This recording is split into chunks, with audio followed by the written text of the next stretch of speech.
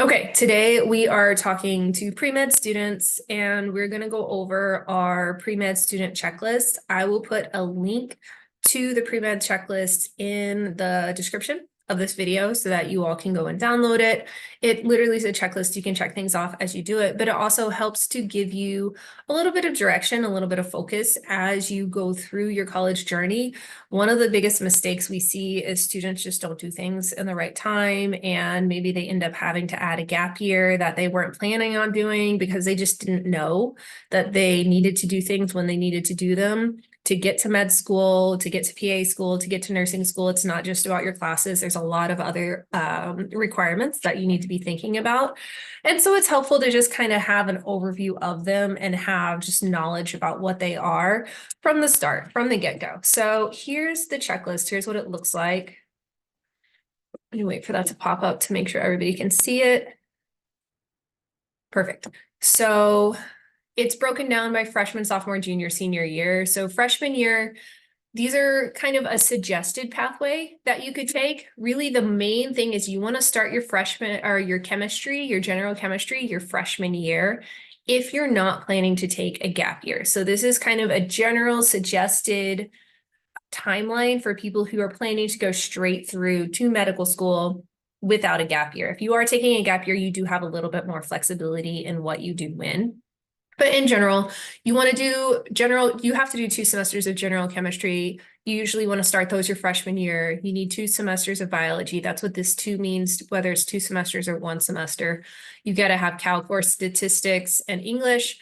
So those are the classes, but on top of just your classes, you want to start looking into different medical specialties.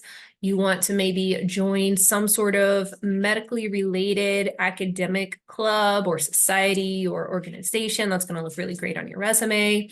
Start to build relationships with your professors. This is one thing that students kind of forget about. You have to get rec letters, and some of those rec letters are going to come from your professors. Your professors can't write you a good recommendation letter if they have no idea who you are. So you want to make sure, show up to office hours, actually begin to build those professional relationships with your professors, with your advisors, with future recommendation letters in mind, and also future research opportunities in mind. Professors are the best source of research opportunities if you go to a research institution.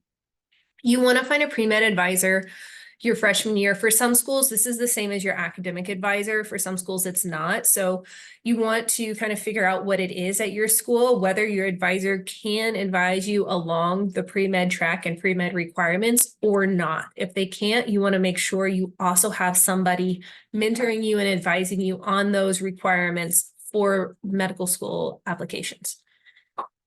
This is a big one. Most students don't do this their freshman year, and then it becomes a lot more difficult when you're applying to med school.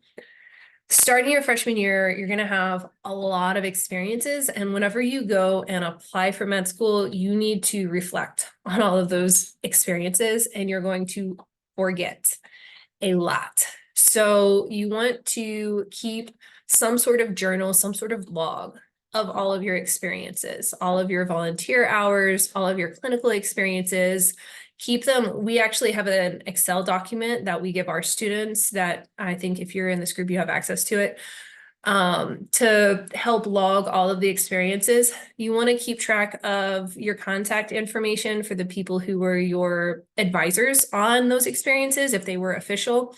If they were unofficial, you just want to keep track of the experience and how it impacted you, because you will need official experiences for your application, but you're also going to need a personal statement and sort of unofficial just experiences to talk about. And whenever you start to begin your application, if you've got a full log of them already documented over the years, it's going to be so much easier to put it together. So start that from the start.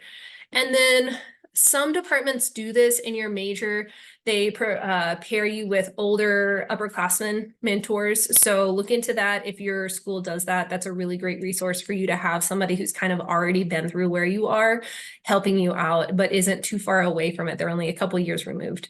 And then, of course, don't forget about your GPA. Keep your GPA up. This is put on every single especially freshman and sophomore year, because a lot of times we see pre-med students, they think, oh my gosh, there's so much I have to do. I'm going to join this club and this club and this club, and I do this volunteering and these hours and this, and their grades drop.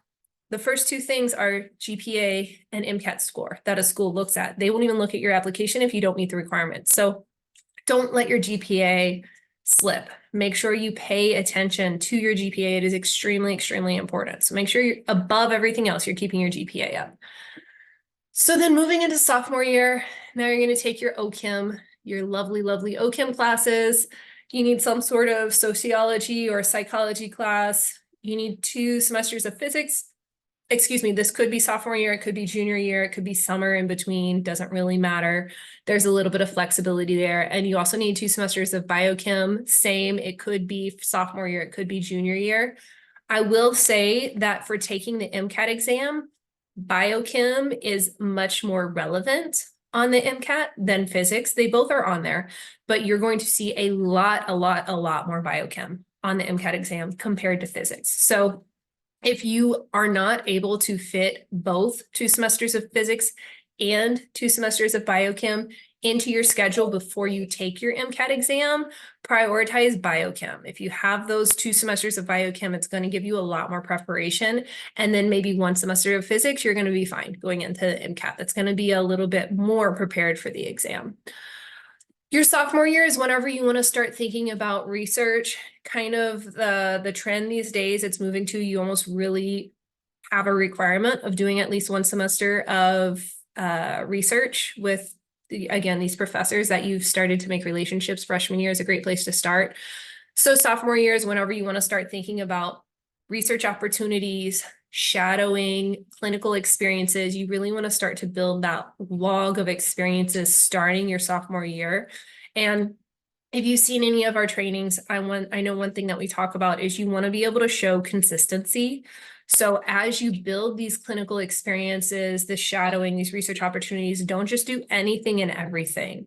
Find something that you're passionate about that's going to show a little bit who you are as a person and what you care about, and do it consistently over and over and over again. That's going to help you stand out as an individual instead of just giving you a smorgasbord of all the things. Starting your sophomore year, start thinking about a list of what professors would be good recommendation letters for you. And you also need some rec letters from actual MD doctors. So same thing whenever you have these clinical experiences and these shadowing experiences. Again, that's an opportunity to build professional relationships and keep that in mind and keep that relationship in mind, because that could be a good source of recommendation letters for you as well. Starting your sophomore year, you want to already start thinking about what medical school programs you're interested in. Consider some leadership positions in clubs towards the end of your sophomore year. And then again, don't forget about your GPA. Don't get so caught up in all of your experiences that you let your grades slip, because those are a priority always. So then junior year, you're going to finish any MCAT applicable courses. You're going to write your profile and a bio. This is going to be what you give to professors whenever you ask for a rec letter. So never just go in blind. Hey, will you write me a rec letter? Here you go. Professors have so many students, and I promise you, they don't know everything about you, and they don't necessarily even know the best things about you. So you always want to give professors a bio whenever you ask them for a rec letter. Some of them will ask you for a resume, something like that. List things, make it easy, make it as easy as possible for the professors. So list things in bullet points that help you stand out. If you had experiences with them, you can remind them on that bio. You know, I was in your class this X semester. I got this grade in your class. You helped me with this. I go into your office hours often. Something along those lines. Just help them remember, because they have a ton of students. And although we all like to think that we stand out to our professors, that's not always the case. They don't necessarily remember us. So the more information you give them, the better your rec letter is going to be. So then MCAT. If you are not taking a gap year, you need to take your MCAT no later than May of your junior year, May at the end of your junior year, because you're going to be applying the summer after your junior year. to begin med school after you graduate. So it's a whole year cycle of application. Most people don't realize this. So your MCAT has to be finished before your applications. And really you want to apply at the beginning of the application cycle, which opens in the summer. So I do not recommend waiting until May to take your MCAT, because if something happens, if for some reason you don't get the score that you want and you need to take it again, you have no time. You basically are going to have to add a gap year. You're going to be forced to. So I really like to tell students, plan for either January or March for your first exam. If you do great your first time, wonderful, fantastic, you are done with your MCAT. If you don't do as well as you want your first time, then you have time to prepare again and study again and take it again. We generally recommend 3 to 6 months to prepare for the exam. And during that 3 to 6 months, it's going to be a lot of studying. So you also want to think about the semester that you're studying for the MCAT. Most students, that spring semester of their junior year, don't take a heavy course load. Lighten up your course load so that think of MCAT as a full 4-credit class that you're going to be spending a lot of time on. So again, register for, take the MCAT, prepare for the MCAT your junior year. If you are interested, we do have an MCAT prep program. We work with a lot of students. So if you're interested in that, then feel free to reach out to us. We're happy to talk to you about that. You also want to start thinking about your personal statement and start collecting recommendation letters. Excuse me. Give your professors time. Don't go to them the last week of school, during finals. Excuse me.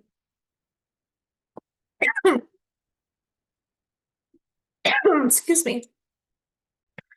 Do not go to your professors the last week of school, during finals of your junior year, and ask for a rec letter. One, they're going to be overwhelmed. They're probably going to forget.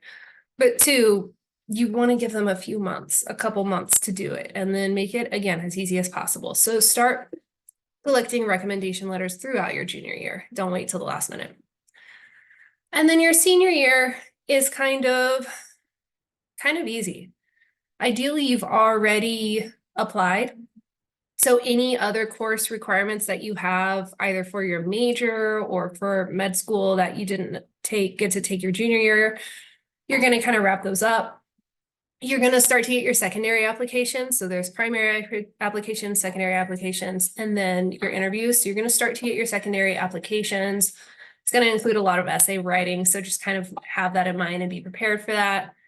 This is a big one. Again, your professors are your first source of professional relationships, and you want to keep those relationships, like, not even just while you're their student. So make sure you send thank you notes to everybody that wrote you a rec letter, because they took time out of their day to do that, and they only did it for you. It doesn't benefit the professor in any way. So make sure you send thank you notes to the professors who gave you recommendation letters. Submit the FAFSA and then start preparing for your interviews. Don't go into your interviews blind. Actually prepare for them. Do some mock interviews. Think about the questions and your answers. And then celebrate yourself when you graduate, because you made it. So then also, you have summers. So down here, I think I have listed out things that you can do over your summers to also help you prepare. Summer prior to your sophomore year. So between your freshman and sophomore year, you can begin to think about your narrative. So who are you as a med school applicant? How are you going to stand out? And don't say, I'm going to stand out because I'm into everything. They see so many students like that, and really it just looks like you can't commit to anything. You can't be consistent. Who are you as a person? What are you passionate about? And how are you going to show that passion in your application? The sooner you figure this out, the easier you're going to be able to mold your experiences around this. After your sophomore year, before your junior year, start thinking about how you're going to prepare for the MCAT, when you're going to prepare for it, and when you're going to take it. You kind of, by the time you go into your junior year, you want to have that figured out for yourself. And then this is also a great summer to do research, shadowing, clinical experiences, etc. And then after your junior year, that summer before senior year, you're going to begin and submit your applications for med school. And we do have a program, a MedApp program, that supports students in their applications. If you're interested in that, feel free to reach out. This is actually a clickable link that goes to information about that program. but you want to ideally finish all your primary applications by June. Again, as soon as they open, you want to apply as early as possible. And then lastly, your GPA matters. Don't sleep on your GPA. Your GPA is very important. So make sure you're paying attention to keeping your GPA up. I hope that was helpful information for all of you. Apologies about the little lapse in my voice there in the middle, but I hope that was helpful. Again, the link to this document is going to be in the description of this video, so you're welcome to grab it. And yeah, if you have any questions, feel free to reach out to us. We're always here to support and happy to offer whatever assistance we can.